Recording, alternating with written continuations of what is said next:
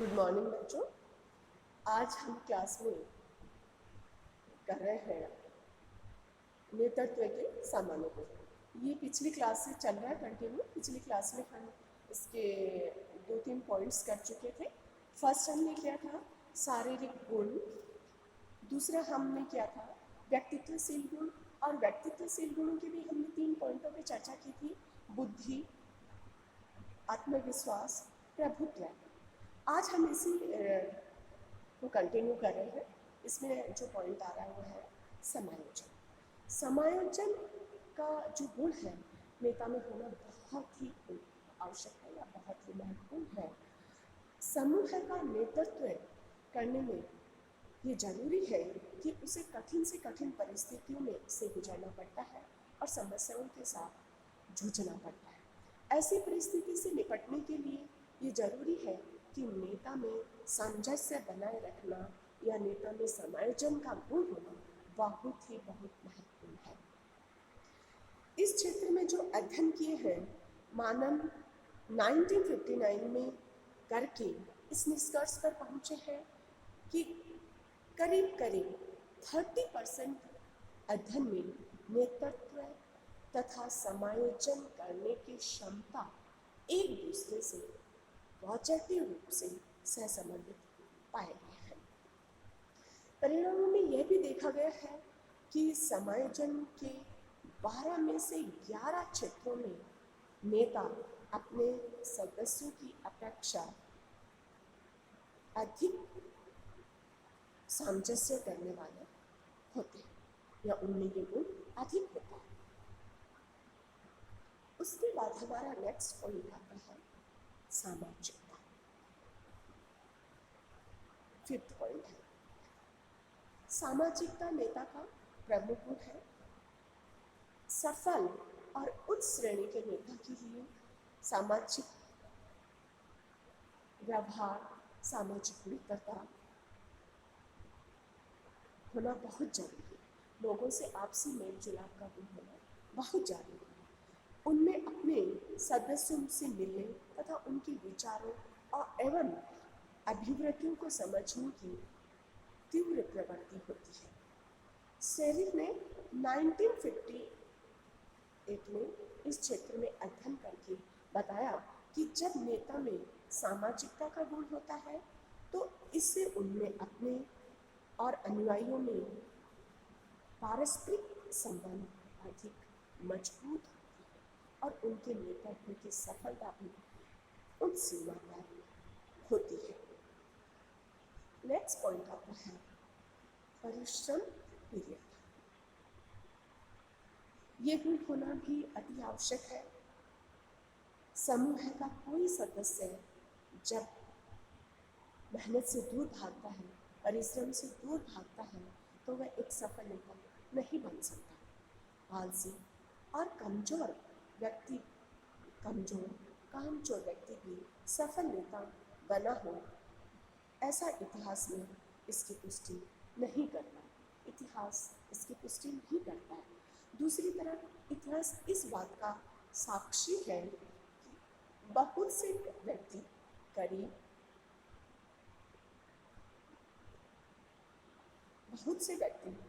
गरीब एवं साधनहीन परिवारों में पैदा होने के बावजूद भी एक सफल नेतृत्व अपने परिश्रम तीव्रता के कारण होते हैं।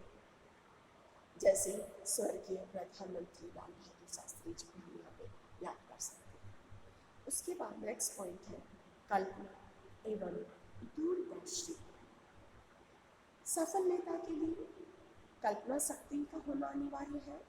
इस तरह की शक्ति के आधार पर ही आगे आने वाली समस्याओं का अनुमान नेता अच्छी तरह कर लेता है और फिर इस तरह से अपने व्यवहारों का परिवर्तन कर लेता है या अपने व्यवहारों को परिवर्तन में ले आता है कि जैसी हमारे सामने परिस्थिति आएगी हम उनके अकॉर्डिंग अपने आप को बदल लेंगे और अपने लक्ष्य उपलब्धि के संबंध में किसी प्रकार की योजना बनाने में उसे किसी प्रकार की कोई कठिनाई नहीं होती है।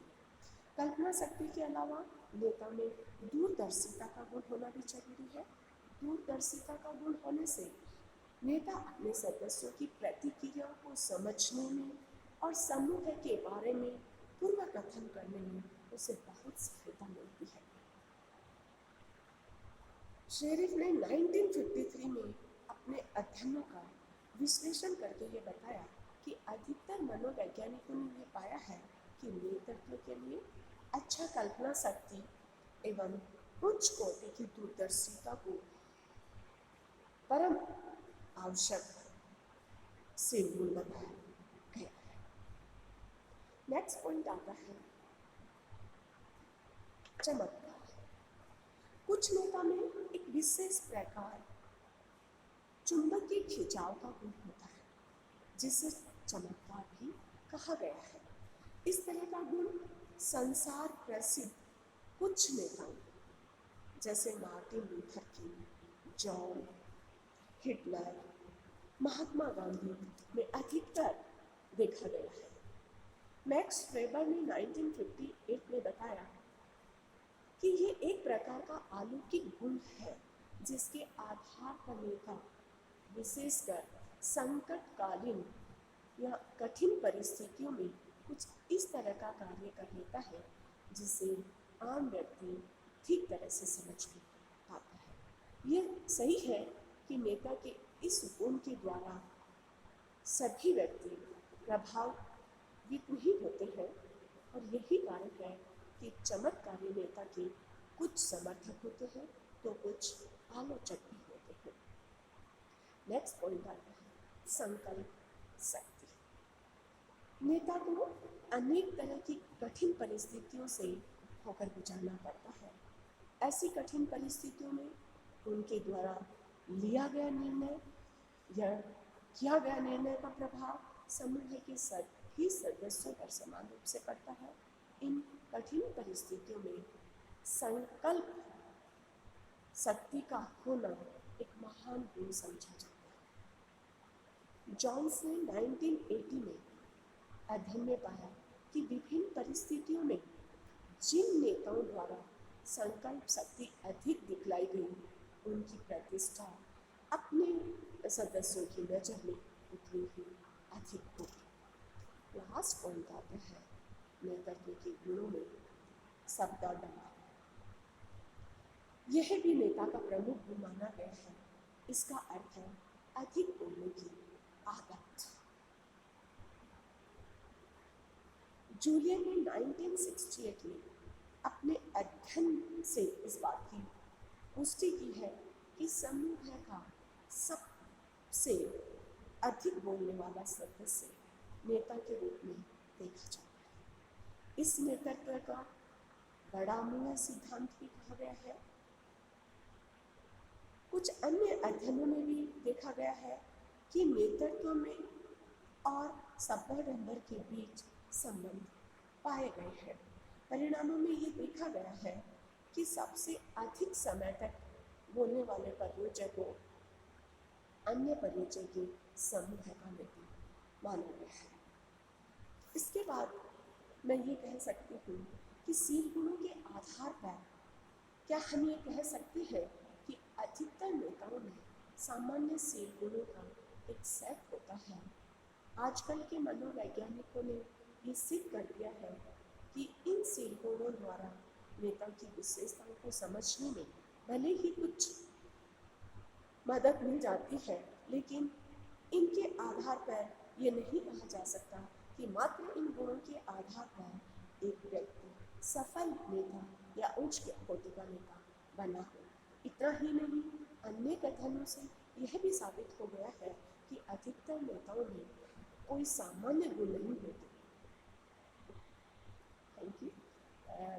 इसी के साथ मैं ये बताना चाहूँगी कि आपको ये कई तरह से क्वेश्चन आ सकता है कि नेता की क्या क्या विशेषताएं हैं, एक अच्छे नेता में कौन कौन से गुण होने चाहिए, एक अच्छे नेता की क्या क्या विशेषताएं होती है।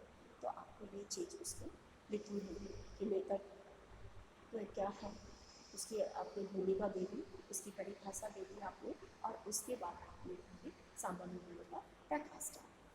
उसके बाद हम जो नेक्स्ट टॉपिक कर रहे हैं उसमें है कि नेता के कार्य क्या है, कि एक नेता को कौन कौन से ऐसे कार्य होते हैं जो अपने समूह के सदस्यों के लिए करना चाहिए। नेता अपने समूह के लिए अलग अलग तरह के कार्य करता है। जिस समूह विशेष के नेता के कितने कार्य होंगे ये इस बात पर निर्भर करता है कि समूह के सामने मुख्य समस्या कौन कौन सी है जिनका समाधान वह करना चाहता है। लेकिन आमतौर पर यह देखा गया है कि एक नेता को कुछ खास कार्य निश्चित रूप से करना होता है, चाहे समूह का स्वरूप कैसा भी हो। क्रैचफील्ड तथा बैनर्जी ने 1962 में ऐसे प्रमुख कार्यों को दो भागों में बांटा है, प्रधान कार्य यानी प्राइमरी फंक्शन और दूसरा सहायक कार्य सेकेंडरी फंक्शंस। प्रधान कार्य में हम ले रहे हैं कार्यकारिणी के रूप में नेता, योजना का निर्माण करने के रूप में नेता, पॉलिसी निर्माता के रूप में नेता, एक्सपर्ट के रूप में नेता, आंतरिक संबंधों को नियंत्रक के रूप में नेता, पुरस्कार एवं दंड के संबंध के रूप में नेता, मध्यस्थ के रूप में नेता, और दूसरा सहायक कार्य में हम लेंगे आदर्श के रूप में नेता, समूह के प्रतीक के रूप में नेता, व्यक्तित्व या व्यक्तिगत उत्तरदायित्व के लिए नेता, पिता तुल्य के रूप में नेता और बलि के बकरा के रूप में नेता। तो अब इन जो नेता के कार्य हैं इनकी चर्चा हम नेक्स्ट क्लास में करेंगे। Thank you.